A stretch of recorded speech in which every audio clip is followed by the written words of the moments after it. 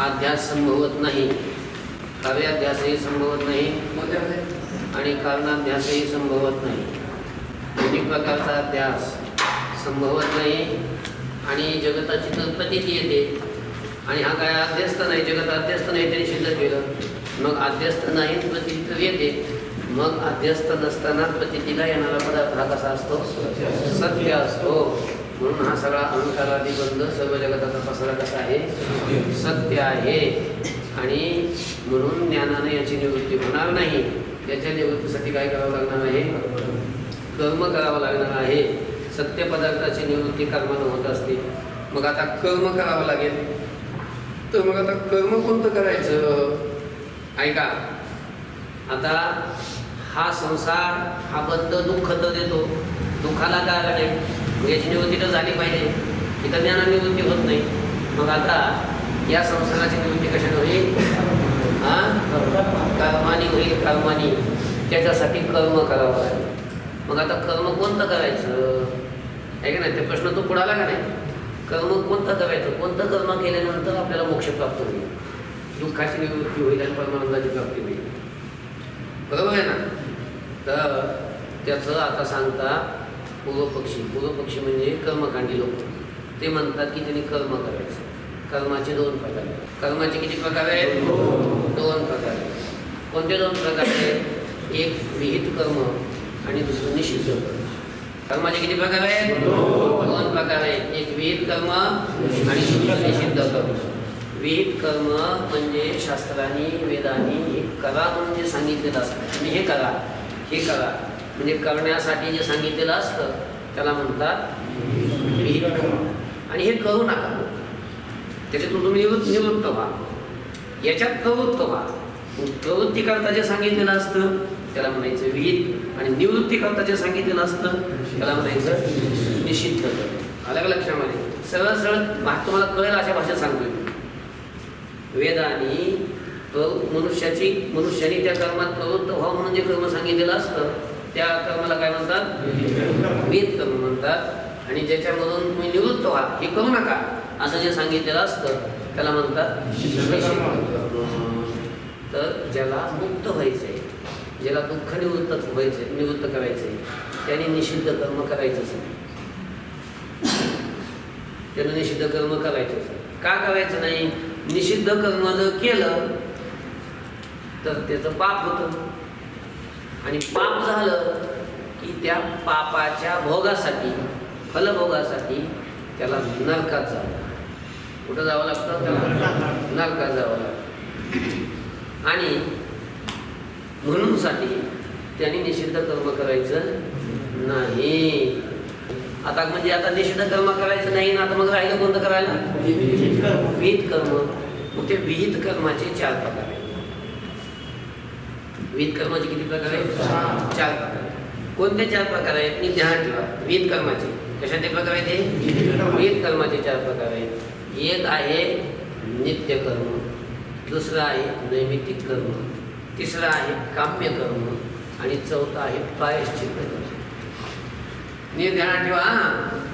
प्रकार ध्यानात ठेवायचे का? फळ्यावर देऊ लिहून काय गरज नाही ना. विहित कर्माचे हे चार प्रकार आहेत. म्हणजे करा म्हणून जे सांगितलेलं कर्म आहे त्या कर्माचे हे चार प्रकार आहेत. नित्य कर्म हे करावं लागतं, विहित कर्म हे करावं लागतं, काम्य कर्म हे करायला सांगितलेलं आणि प्रायश्चित्त कर्म हे पण करायला सांगितलेलं. म्हणजे करा म्हणून सांगितलेलं आहे.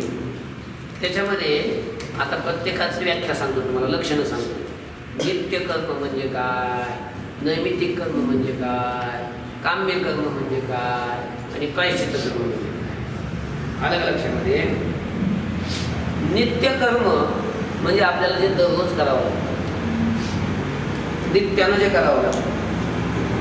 स्नान करावंच लागतं.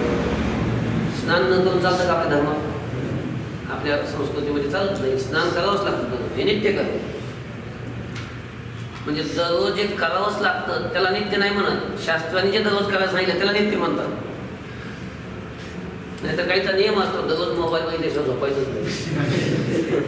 म्हणजे दररोज मोबाईल बघावाच लागतो, आहे का नाही? त्याला नित्यकर्म नाही म्हणत. त्याला नित्यकर्म म्हणत असते. आपल्या मनाला जे वाटेल ते नसतं. मग शास्त्राने जे दररोज करायला सांगितलं तेव्हा नित्य कर्म म्हणायचं. मग शास्त्राने काय सांगितलं? दररोज स्नान करायला सांगितलं, देवाची पूजा करायला सांगितली, संध्या करायला सांगितली का नाही? हां, मग हे दररोज जे कर्म असतं त्याला नित्य कर्म म्हणत असतात. काय म्हणत असतात? अग्निहोत्र वगैरे नित्य कर्म. बरं, आता नैमित्तिक कर्म कशाला म्हणतात? निमित्तामुळे जे करावं लागतं. चंद्रग्रहण आलं, सूर्यग्रहण आलं की मग त्या ग्रहणाच्या काळामध्ये, सूर्यग्रहणाच्या काळामध्ये, चंद्रग्रहणाच्या काळामध्ये विशिष्ट एक कर्म करावं लागतं का नाही? तर काही गंगे जातात, पाण्यात बसून जप करतात, असं पुन्हा दान द्यावं लागतं. ग्रहण सुटल्यानंतर ग्रहणाच्या काळामध्ये द्यावं लागतं का नाही? दानाला, नामाला आणि स्नानाला जास्त महत्त्व असतं ग्रहणाच्या काळामध्ये. म्हणजे हे कर्म शास्त्राने करा म्हणून सांगितले, दान द्या म्हणून सांगितलं ग्रहण काळामध्ये, आहे का नाही? जप करा म्हणून सांगितलं, आहे का नाही? स्नान करा म्हणून सांगितलं गंगेचं. तर हे नैमित्तिक कर्म. हे कोणतं कर्म आहे? नैमित्तिक कर्म. बापाचं श्राद्ध आलं, त्या श्राद्धाला ते कर्म करावंच लागतं की नाही? श्राद्ध कर्म असतंच ना, श्राद्धाचं कर्म ते कर्म करावंच लागतं. तर याला नैमित्तिक कर्म म्हणायचं. याला काय म्हणायचं? नैमित्तिक कर्म. किंवा एखादा संत आपल्या घरी आले, एखादा ज्ञानी महापुरुष आपल्या घरी आला का नाही? आपल्यापेक्षा वयानं, ज्ञानानं, तपानं, अधिकारानं श्रेष्ठ पुरुष आपल्याकडे आले, मग आपल्याला कर्म करावं लागतं. करावं लागतं का नाही? उठावं लागतं, जावं लागतं, त्यांना पायधुवायला पाणी द्यावं लागतं, त्यांना आसन द्यावं लागतं बसायला, त्यांची पूजा करावी लागते, आदर सत्कार करावा लागतो, सन्मान करावा लागतो, त्यांना गोड डोलजीव घालावं लागतं. हे जे कर्म आहे या कर्माला म्हणतात नैमित्तिक. म्हणजे ते आले आपल्याकडं, मग त्या निमित्तानं हे सगळं करावं लागतं. मग अशा या कर्माला नैमित्तिक कर्म म्हणतात. लक्षामध्ये कळलं? नित्यकर्म दररोजचं करायचं असतं, नैमित्तिक कर्म त्या निमित्तानं करायचं असतं, पण ते करावंच लागतं, शास्त्राने सांगितलं. लक्षामध्ये मग हे किती प्रकार झाले कर्माचे? 2 झाले. तिसरा आता प्रकार आहे काम्य कर्म. काम्य कर्म म्हणजे काही एखाद्या फलासाठी आपल्याला एखादं फल प्राप्त करून घ्यायचं, विशिष्ट फल, आणि ते फलप्राप्तीची इच्छा आहे. पण मग ते फल कसं प्राप्त करायचं? मग आमचं फल प्राप्त करायचं असेल तर मग तुम्ही हे कर्म करा, असं शास्त्रात सांगितलेलं आहे. म्हणजे फलप्राप्तीच्या इच्छेनं जे कर्म शास्त्राने सांगितलं ते केलं की त्या कर्माला काय म्हणतात? काम्य कर्म म्हणतात. काम्य कर्म. जसं दशरथाला संतती नव्हती, मग संतती नव्हती म्हणून वशिष्ठाने सांगितलं की तुम्ही काय करा? पुत्र कामेष्टी यज्ञ करा. काय करा? पुत्र कामेष्टी यज्ञ करा. मग दशरथाने त्या ऋष्यशृंगाला आणलं, मग पुत्र कामेष्टी यज्ञ केला, आणि मग त्या यज्ञातून मग यज्ञ भगवान प्रगट झाले. त्यांनी पायस प्रसाद दिला, की पायस प्रसाद ग्रहण केला सगळ्यात त्यांच्या दशरथाच्या पत्नीने, आणि मग त्यांना दशरथाला काय झाली? संतती झाली, मुलं झाली का नाही? म्हणजे मग हे जे कर्म आहे ना, यज्ञ वगैरे, आता हे कोण? पुत्र कामेष्टी यज्ञ हा झाला काम्य कर्म. याला कोणतं कर्म नाही? त्याला काम्य कर्मामध्ये कुठं यज्ञ? पाऊस पडत नाही, मग शास्त्र सांगतं पर्जन्यष्टी करा, पर्जन्ययाग करा. यज्ञ केला की पाऊस पडतो. पावसाच्या कामनेनं केलं ते काम्य कर्म, पुत्राच्या कामनेनं ते कर्म केलं त्याला काम्य कर्म म्हणतात. लक्षात आलं का? लक्षामध्ये लग्न होत नाही, मग आमचं कर्म करा, मग लग्न होतं, मग त्याला म्हणायचं काम्य कर्म. संतती होत नाही, आमचं करा, काम्य कर्म. आपल्या मनाच्या इच्छा असतात, त्या इच्छा आपल्या पूर्ण करण्यासाठी, ती फल प्राप्त करून घेण्यासाठी शास्त्र, पण आपल्या मनाला नाही, शास्त्राने जे सांगितले ते कर्म करायचं, त्याला म्हणतात काम्य कर्म. लक्षामध्ये. आणि चुकून जर आपल्याकडून एखादा दोष घडला, काय घडला? म्हणजे जाणून बुजून करायचा मग प्रायश्चित्त करायचं असं नाही. चुकून आपल्याकडून दोष घडला तर मग त्या दोषाच्या निवृत्तीसाठी, तो दोष आपला, ते पाप निवृत्त व्हावं याच्यासाठी मग शास्त्राने सांगितलेलं कर्म असते की तुम्ही हे करा. गोहत्या घडली, मग तम करा. चोरी केली ना, मग त्याचं हे कर्म करा, मग ते तुमच्या चोरीचं पाप तुम्हाला लागलं. असं जे सांगितलेलं असतं त्याला म्हणतात प्रायश्चित्त. आलं का लक्षामध्ये? म्हणजे चोरी करायची पुन्हा ते कर्म करायचं असं नाही चालत. चोरी करायची झाली त्याच्याकडून चुकून, आणि मग चुकून झाली, दोष घडला, मग त्या दोषाच्या निवृत्तीसाठी मग ते जे चोरलं आहे द्रव्य ते ज्याचं त्याला नेऊन द्यायचं, आणि ते आपल्याकडून कर्म घडले मग त्यासाठी पुन्हा ते कर्म करायचं, प्रायश्चित्त कर्म करायचं. म्हणजे दोषाच्या निवृत्तीसाठी आपल्याकडून घडलेले जे दोष असतात त्या दोषाच्या निवृत्तीसाठी जे कर्म सांगितलेलं असतं हे करा म्हणून त्या कर्माला म्हणतात प्रायश्चित्त. त्याला काय म्हणतात? प्रायश्चित्त कर्म. आलं लक्षामध्ये? हां. आणि त्या प्रायश्चित्तामध्ये पुन्हा दोन प्रकार आहेत, साधारण प्रायश्चित्त आणि असाधारण प्रायश्चित्त. आता आमकं पाप आपल्याकडून घडलं हे आपल्याला माहीत आहे, मग तमक्या पापाच्या निवृत्तीसाठी शास्त्राने जे कर्म सांगितलेलं असतं त्याला काय म्हणतात? असाधारण प्रायश्चित्त. कसलं प्रायश्चित्त? असाधारण प्रायश्चित्त. पण आपल्याकडून अज्ञात पातक किती घडतात हे लक्षात येत नाही.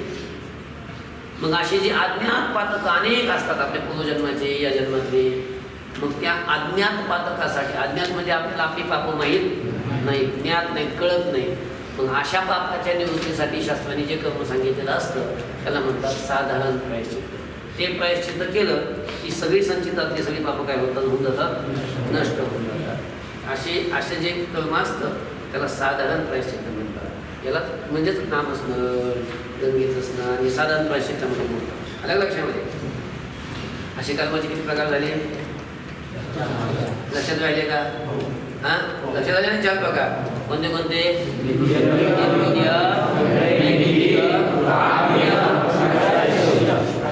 लक्षामध्ये? हे करायचे कर्म आहे. हे कसे करायचे कर्म आहे. निषिद्ध कर्माचा विचार केलाच नाही, पण ते करायचंच नाही, काय बघत बसायचं आहे का नाही? निषिद्ध कर्म करायचंच नाही. मग आता जे विहित आहे म्हणजे जे करायचे अशा कर्माचे 4 प्रकार आहेत. मग आता याच्या व्याख्या लक्षात राहिल्या तुमच्या? म्हणजे नित्यकर्म म्हणजे कोणतं? शास्त्राने जे दररोज करायला सांगितलं त्याला काय म्हणायचं? म्हणायचं. नैमित्तिकर्म म्हणजे कोणतं? जे निमित्तानं सूर्यग्रहण, चंद्रग्रहण, श्राद्ध आदी आदी किंवा एखादा विद्वान संत महात्मे असे आपल्याकडे आले की मग त्या निमित्तानं जे आपल्याला कर्म करावं लागतं त्या कर्माला कोणतं म्हणतात? नैमित्तिक कर्म म्हणत असतात. अलग लक्षामध्ये? किंवा देवाचे उत्सव आले, जयंती वगैरे असे आले आहे का नाही? हां, मग जे कर्म आपल्याला करावं लागतं, उत्सव करावं लागतात ना, त्याला नैमित्तिक कर्म म्हणत असतात. त्याला अलग लक्षामध्ये? हां. आणि काम्यकर्म म्हणजे फलप्राप्तीच्या इच्छेनं जे कर्मशास्त्राने सांगितलेलं आहे. लक्षामध्ये? हां, पुत्रकामेष्टी, यज्ञ, पर्जन्यष्टी वगैरे वगैरे ह्या कर्माला कोणतं कर्म म्हणतात? काम्यकर्म म्हणतात. आणि प्रायश्चित्त कर्म म्हणजे आपल्याकडून दोष जे झालेले असतात त्या दोषाच्या क्षालनासाठी म्हणजे निवृत्तीसाठी जे कर्म सांगितलेलं असताना काय म्हणतात? प्रायश्चित्त कर्म म्हणतात. असे कर्माचे किती प्रकार झाले? 4 प्रकार झाले. मग आता ज्याला मोक्षाची इच्छा आहे, त्याला मुक्त व्हायचं आहे, असे मुमुक्षुनी यातलं कोणतं कर्म करायचं? निश्चित तर करायचंच नाही ना, ते तर सोड, ते तर त्यागायचंच आहे. मग आता याच्यातलं कोणतं कर्म करायचं? तर आता ग्रंथकार सांगतात, ग्रंथकार नाही आपले ते पूर्वपक्षी सांगतात की ते म्हणतात की मुमुक्षुनी फक्त आणि फक्त नित्य आणि नैमित्तिक कर्म करत राहायचं. काय करायचं? नित्य नैमित्तिक कर्म करत राहायचं. त्याने काम्य कर्म पण करायचं नाही आणि प्रायश्चित्त कर्म पण करायचं नाही, फक्त नित्य नैमित्तिक कर्म करायचं. कोणतं? काय होतं नित्य नैमित्तिक कर्म केल्यावर? ते पूर्वपक्षाचं म्हणणं असं आहे की नित्य नैमित्तिक कर्म जर केलं तर पुण्य होत नाही. काय होत नाही? पुण्य होत नाही. पण जर नाही केलं, नित्य नैमित्तिक कर्म जर नाही केलं तर पाप होते, दोष लागतो. कधी नाही केलं म्हणून ते करावंच लागतं. कशासाठी करावं लागतं? पाप होऊ नये म्हणून करावं लागतं. आणि ते केलं तर पुण्य आहे का? पुण्य नाही. हे कुणाचं मत आहे? हे पूर्वपक्षाचं मत आहे. अलग लक्षामध्ये? नित्य नैमित्तिक हे जे 2 कर्म सांगितले पहिले, नित्य आणि नैमित्तिक, हे कर्म जर नाही केले तर दोष लागतो म्हणून ते करायचे, आणि जर केलं तर पुण्य होत नाही. अलग लक्षामध्ये? समजलं का? पुण्य होत नाही. ते काय कुठं स्वर्गाला जात नाही, काही नाही. मग करायचं कशासाठी जर पुण्यच होत नाही तर दोष लागू नाही याच्यासाठीच करायचं. त्यासाठी करायचं असते दोष लागू नये याच्यासाठीच करायचं असते. लक्षामध्ये काम्य कर्म त्याने करूच नाही. काम्य कर्म जर केलं त्यानं स्वर्गप्राप्तीसाठी जर त्यांनी कर्म केलं तर मग त्याला ते कर्माचं फल भोगण्यासाठी स्वर्गात जावं लागेल.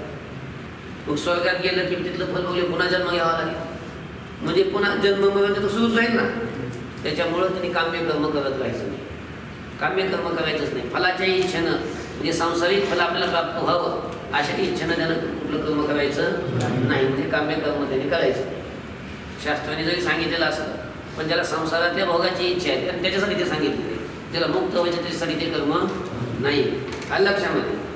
आणि जर आपल्याकडून एखाद्याला दोष घडलाच तर त्याच्या निवृत्तीसाठी मुमुक्षूनं प्रायश्चित्त करायचं. आलं लक्षामध्ये.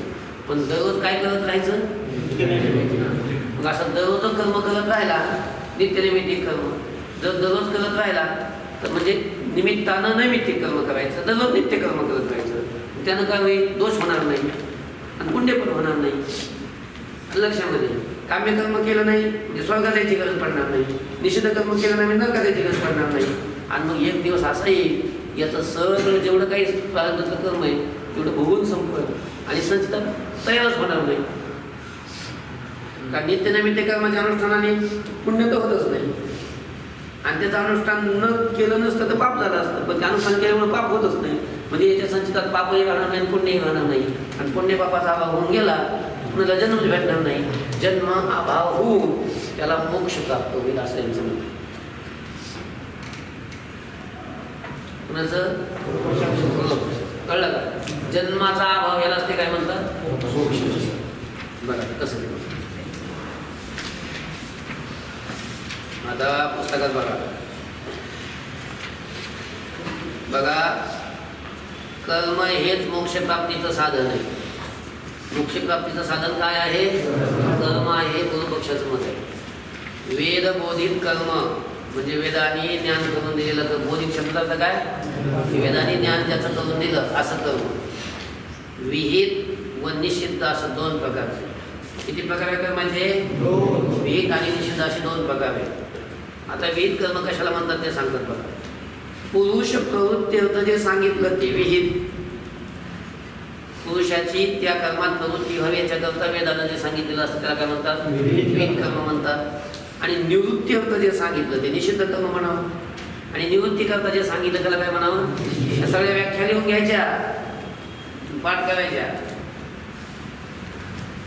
आता या कर्म विचारामध्ये पाप पुण्य उत्पन्न करून देणाऱ्या फक्त वेद बोधित कर्माचा विचार आहे. कळलं का. इथं कर्माचा जो विचार सुरू झाला का नाही. कोणत्या कर्माचा विचार सुरू झाला आहे. पाप आणि पुण्य उत्पन्न ज्या कर्मामुळे होतं जे वेदाने सांगितलेलं आहे असं जे कर्म त्याचा विचार चालू आहे. नाही तर उगाच शिंक आली शिंक आली काय झालं पाप झालं पुण्य झालं काय झालं देह कराला काय पाप झालं का पुण्य झालं. गुचकी लागली गुचकी आली गुचकीनं काय पाप झालं पुण्य पाप ना पुण्य. मग ज्या कर्माने पापही होत नाही पुण्यही होत नाही अशा कर्माचा विचार इथं केलेला नाही. वेदाने जे करा म्हणून सांगितलं आणि करू नका म्हणून सांगितलं. म्हणजे ज्या कर्माच्या अनुष्ठानानं पुण्य होतं ज्या कर्माच्या अनुष्ठानानं पाप होतं अशाच पाप पुण्याला कारण असल्या कर्माचा तिथं काय प्रस्तुत विचार चालला. कळलं का. बघा जांभई शिंक ढेक इत्यादी शरीराच्या ठिकाणी होणारे जे सहज व्यापार त्याला शास्त्रीय विचारामध्ये कर्म म्हणत नाही. आता दोन प्रकार सांगितले विहित आणि निषिद्ध कर्म. ते विहित कर्मामध्ये पुन्हा चार प्रकार आहेत. नित्य नैमित्तिक काम्य आणि प्रायश्चित्त असे चार भेद आहेत. किती भेद आहेत चार भेद. आता नित्य नैमित्तिक कर्म केवळ वेदाज्ञेवर अवलंबून. आता नित्य नैमित्तिक कर्म करायचं म्हणजे ते काय आपल्या आई इच्छेवर अवलंबून नाही. आम्हाला हे दररोज करायचं म्हणून ते नित्य कर्म तसं नसतं. वेदाने जे सांगितलं ते नित्य कर्म असतं. ते पुरुषाच्या इच्छेवर अवलंबून आहे का पुरुषाच्या इच्छेवर अवलंबून नाही. कारण ते जर न केलं तर शास्त्रानं काय सांगितलेलं आहे प्रायश्चित्त सांगितलेलं आहे. केलं तर मात्र पुण्य नाही. नित्यनैमित्तिक कर्म जर केलं तर काय नाही, पुण्य नाही. नाही केलं तर दोष आहे. म्हणून त्यासाठी प्रायश्चित्त सांगितलं. नित्यकर्म म्हणजे बघा, नित्यकर्म कशाला म्हणतात? संध्या वंदनादी हे जे कर्म आहे ते कसं आहे? नित्यकर्म. हां, म्हणजे नित्यकर्म म्हणजे ज्याचं विधान आहे. आणि चंद्र सूर्यादी ग्रहणे व श्राद्धादी किंवा वयानं, जातीनं, आश्रमानं, शास्त्रज्ञानानं किंवा सर्वात श्रेष्ठ ब्रह्मात्मैक्य ज्ञानी अशी एकापेक्षा एक श्रेष्ठ आलेले पुरुष, एकापेक्षा एक श्रेष्ठ असलेले पुरुष आले असता त्यांना उत्थापन आणि सत्कार रूप कर्म हे नैमित्तिक कर्म. कळलं का? लक्षात आलं का? अरे जे दररोज करायचे स्नान संध्या वंदन आदी याला म्हणतात नित्यकर्म. जे चंद्र सूर्य ग्रहण आलं किंवा श्राद्ध आलं किंवा एखादा ज्ञानी आला, श्रेष्ठ व्यक्ती आला, महापुरुष आला, ब्रह्मज्ञानी पुरुष आला, म्हणजे संत आले, मग आज त्या निमित्तानं जे आपल्याला कर्म करावं लागतं, मग त्या कर्माला म्हणतात नैमित्तिक कर्म. लक्षामध्ये जे विशेष फलप्राप्तीकरता विधान केलेलं असतं त्याला काय म्हणतात? काम्य. विशेष फलप्राप्तीसाठी जे शास्त्राने विधान केलेलं असतं त्याला काम्य कर्म म्हणतात. जसं पाऊस पडण्याकरता कालिली याग सांगितला. कालिली याग केला, याग म्हणजे यज्ञ. कालिली यज्ञ केला की मग पाऊस पडतो. किंवा स्वर्ग कामार्थ अग्निहोत्र सोमादी याग सांगितलेले. त्याला स्वर्गाला जाय, स्वर्ग काम यजे सांगितलं. त्याला स्वर्गाची इच्छा त्याने यजन करावं, त्यानं अग्निहोत्र करावं, त्यांनी सोमादी याग करावे आणि त्याला म्हणतात काम्य कर्म. लक्षामध्ये जे पाप निवृत्ती करता विधान केलेलं असतं त्याला प्रायश्चित्त कर्म म्हणावं. पाप नष्ट करण्यासाठी, आपल्याकडून घडलेले दोष जावे त्याच्यासाठी केले सांगितलेले जे कर्म त्याला काय म्हणतात? प्रायश्चित्त. जसं प्रमादानं संन्यासाला द्रव्य घेतल्यानं पाप होतं, आहे की नाही? प्रमाद झाला, मूर्खपणा केला, चूक झाली, संन्यासी घेतला, संन्यासी आहे, संन्यासीने द्रव्याला हात लावू नये, स्पर्श करू नये, आणि त्यानं एकाकडून कुणी तिला घेतलं हातात, घातलं खिशात, काय द्रव्य, पैशाला हात लावू नये संन्यासी. संन्याशानं पैसे घेतले, दोष काढला. मग त्याच्यासाठी शास्त्राने सांगितलं की त्यांनी जे द्रव्य घेतलंय त्याचा त्याग करायचा आणि 3 दिवस उपवास करायचा, जेवण करायचं नाही. आता यांच्याकडून एकादशी मोडली, एकादशीचं तर लय मोठं पाप आहे एकादशी मोडली तर, पण त्यांना शिक्षा दिली ती थोडी. वैष्णव होऊन गळ्यात माळा घालून हरिभक्त होऊन जर एकादशीचा उपवास मोडला तर किती मोठं भयंकर पाप.